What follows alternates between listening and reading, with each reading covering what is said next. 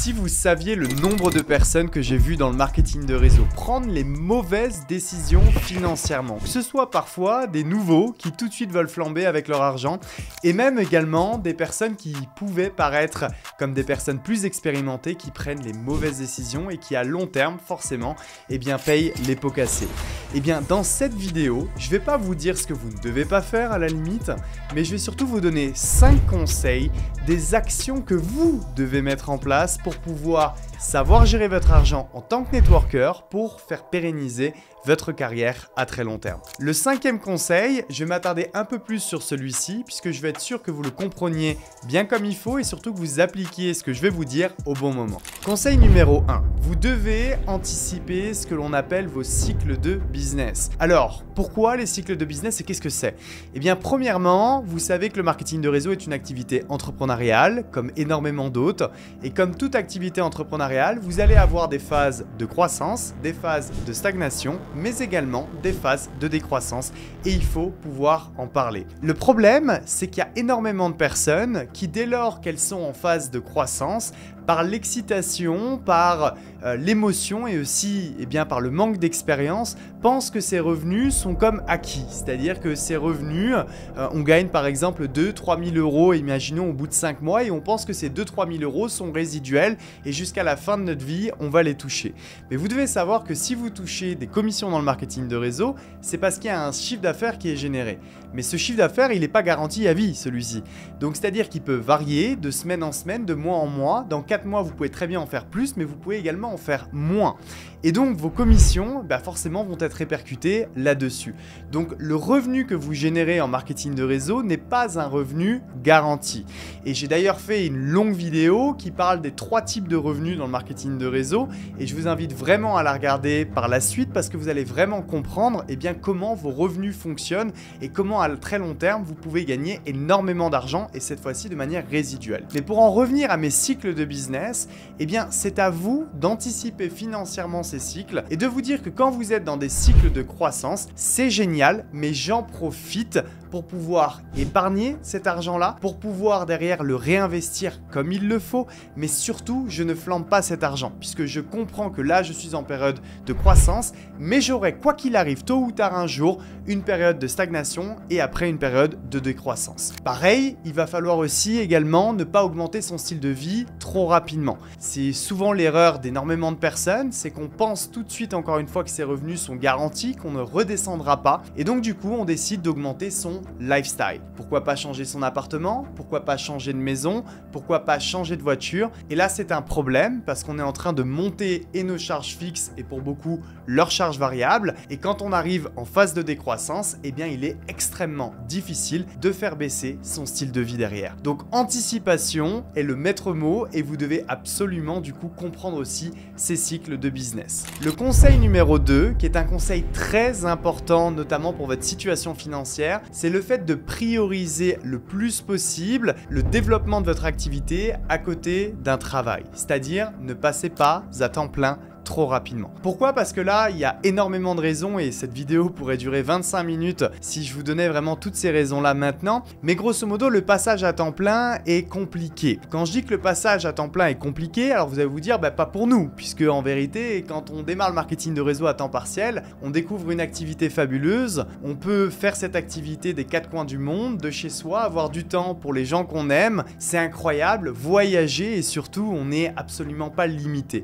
Vous allez me dire, que des points positifs. Mais le danger est là. Pourquoi est-ce que le danger est là? Parce que, encore une fois, c'est une activité entrepreneuriale. Même si on n'a qu'une envie, c'est de vivre ce lifestyle, on doit le faire au bon moment et avec des sécurités derrière. Comme je l'ai expliqué avec les cycles de business, on ne peut pas se permettre de passer à temps plein trop rapidement et même si vos revenus en phase de croissance le sont. Vous devez acquérir de l'expérience, comprendre l'industrie et quelque part le métier que vous exercez maintenant et ça également, ça va prendre du temps. Tellement d'autres raisons également et parmi celles-ci, le fait que le passage à temps plein est très compliqué. Pourquoi? Parce parce qu'encore une fois, on a cette envie de travailler pour soi, faire ce qu'on veut, quand on veut, avec qui on veut. On se dit, oh là là, c'est terminé le réveil pour aller bosser pour un patron, ou ces journées où je me lève et j'ai absolument pas envie de me lever. Ça, c'est normal, c'est les motivations qu'on a au début, c'est souvent l'image que l'on a de l'entrepreneuriat, le fait de se dire qu'on pourra se lever à n'importe quelle heure, mais en réalité, c'est une erreur. C'est-à-dire qu'au début, on est comme ça,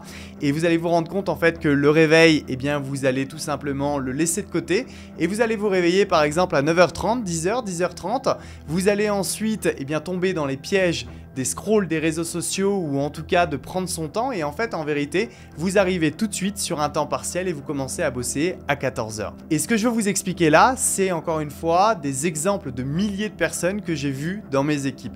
Le passage à temps plein souvent se transforme sur un temps partiel, mais en vérité, si on était sur un temps partiel, on aurait quand même un revenu sur le côté et là on l'a pas. Donc c'est ce qui fait que prenez vraiment votre temps et il vaut mieux avoir un travail avec une source de revenus qui paye nos charges fixes et nos charges variables et qui nous permet d'avoir cette stabilité et d'un autre côté, d'avoir notre business pour aller tout simplement créer un cash flow supplémentaire, être excité, oui, se donner l'objectif de passer ensuite à temps plein plus tard, mais de comprendre qu'il y a des cycles, de comprendre qu'on doit prendre de l'expérience et que ça prendra le temps nécessaire. Mais si vous fonctionnez de la sorte, vous serez aussi dans une énergie des plus positives. Et ça, il faut faire très attention parce que rappelez-vous que le marketing de réseau est un métier d'énergie, vous devez transmettre une vision, vous devez donner l'envie et quand on est en pression financière, quand on a besoin d'argent, c'est compliqué de transmettre la vision comme il le faut.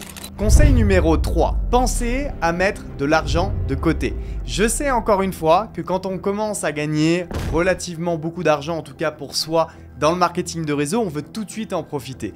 On veut ce lifestyle, on veut cette belle qualité de vie, on veut voyager, se payer peut-être les choses qu'on ne pouvait absolument pas se payer. Mais quand vous avez compris déjà les 2 premiers conseils que je vous ai indiqués, vous comprenez qu'il faut agir avec humilité. Et donc agir avec humilité, c'est se dire « Ok, je gagne de l'argent, je vais tout faire pour gagner beaucoup plus d'argent. Je vais tout faire pour ne pas être en décroissance et bien sûr continuer et améliorer et augmenter mon momentum. Mais je comprends, encore une fois, les cycles de business. Je comprends que je dois être dans une bonne énergie. Et pour être dans une bonne énergie, je dois avoir de l'argent de côté. Combien de personnes, même sans parler de business, ont pris des mauvaises décisions simplement par besoin financier? Vous devez, si vous voulez prendre les bonnes décisions pour vos équipes, mais aussi pour vous, pour votre carrière sur le long terme, être en capacité d'avoir les idées au clair, d'être rationnel et de prendre les bonnes décisions et celles à long terme. Pour ça, vous avez besoin de vous créer un matelas financier et une situation financière pour garder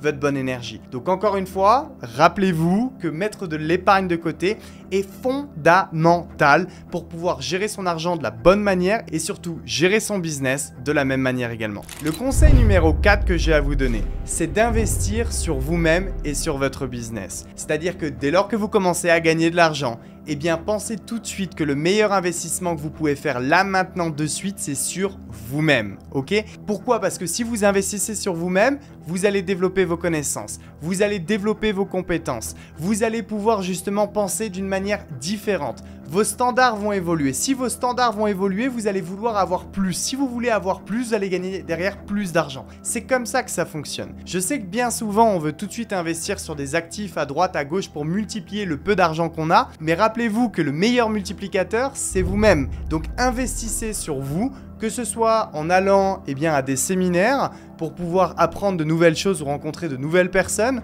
que ce soit en achetant des formations ou même ne serait-ce que ça pourrait être des petits investissements à travers de la lecture et du développement personnel, mais prenez conscience que le meilleur investissement, encore une fois, c'est sur vous-même. Ensuite, en parallèle de l'investissement sur vous-même, vous allez devoir aussi investir sur vos équipes. Rappelez-vous que vous êtes dans une activité entrepreneuriale. Au départ, ce que vous devez faire, c'est faire grandir votre business, le scaler. Et pour le faire grandir, vous allez devoir être en capacité de pouvoir injecter des fonds dans vos équipes à travers des challenges, à travers par exemple différents outils. Ça peut être aussi à un moment donné des incentives, que ce soit de reconnaissance ou autre, mais il faut que vous soyez en mesure de vous comporter comme des réels entrepreneurs, parce qu'un entrepreneur est une personne qui investit dans son business pour derrière pouvoir en gagner bien plus. Enfin, le conseil numéro 5 que je veux vous donner, c'est celui de diversifier votre argent. C'est-à-dire oublier les passifs, oublier les dépenses inutiles,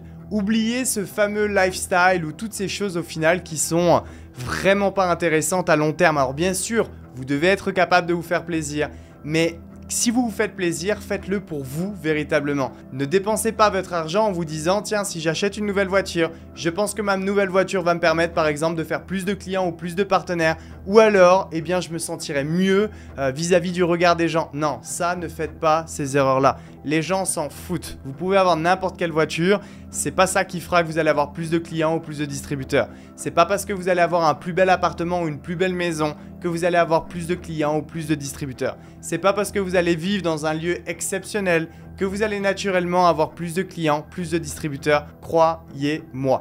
Donc si vous avez bien sûr des plaisirs que vous voulez vous octroyer, bien entendu, mais faites-le pour vous et non pour le regard des gens. Mais encore une fois, eh bien ces plaisirs-là, limitez-le.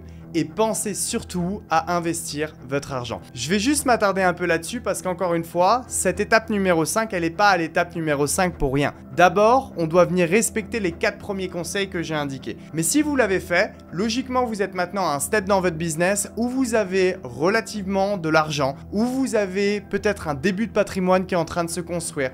Et là, vous êtes dans une position où vous devez apprendre à faire travailler votre argent pour vous. Toujours pour vous permettre d'avoir un matelas financier qui va venir augmenter avec le temps, vous permettre de toujours avoir vos idées plus claires, d'être capable de prendre toujours les bonnes décisions à long terme et surtout d'avoir plusieurs sources de revenus. Parce que forcément, plus vous avez de sources de revenus et plus vous allez vous sentir à l'aise, confiant pour bâtir aussi votre business sur le long terme et bien supporter les différents cycles de business. Donc je vous répète les 5 conseils très rapidement. Le premier, anticipez vos cycles de business. Le deuxième, restez à temps partiel le plus longtemps possible pour toutes les raisons que j'ai exposées. Le troisième, mettez de l'argent de côté puisque l'épargne a un pouvoir juste énorme. Le quatrième, réinvestissez sur vous et investissez dans vos équipes avant n'importe quel autre investissement financier. Et le cinquième, là ce sera la place à la diversification et le fait de faire travailler votre argent pour vous. Donc voilà, ces conseils sont relativement simples, mais croyez-moi, ils ont toute leur importance puisque comme je le dis toujours, le plus dur n'est pas de devenir riche, mais le plus dur est de le rester.